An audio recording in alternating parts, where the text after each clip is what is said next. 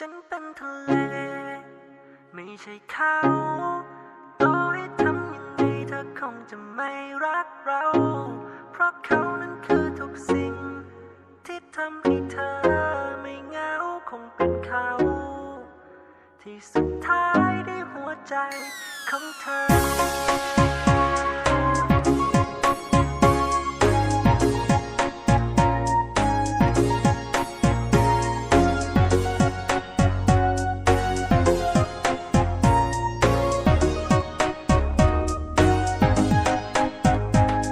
ที่ฉันมันเป็นทะเลก็เลยถูกทิ้งถูกเทตลอดไม่รู้ว่าเขานั้นอยู่สูงเพียงใดที่ไม่รู้เพราะไม่เคยขึ้นไปบนนั้นสักที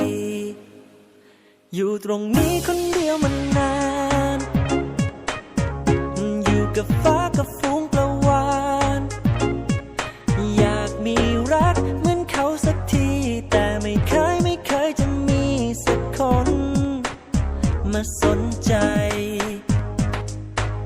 ไม่มีอะไรหรอกฉันแค่อยากจะบอกว่าฉันก็รักเธอแต่ฉันเป็นทะเลไม่ใช่เขาทำให้ตายยังไงเธอคงจะไม่รักเราเพราะเขานั้นคือทุกสิ่งที่ทำให้เธอไม่เหงาคงเป็นเขาที่สุดท้ายได้หัวใจของเธอ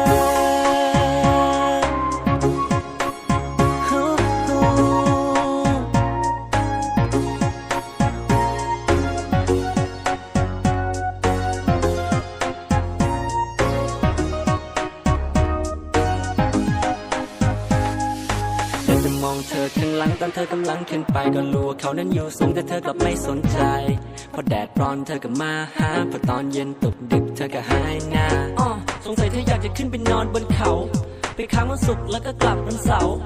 ทิ้งให้ฉันรอคอยเธอจนเหงาเพราะคนที่เคียงข้างเธอมันไม่ใช่ฉันแต่เป็นเขาไม่มีอะไรหรอกฉันแค่อยากจะบอกว่าฉัน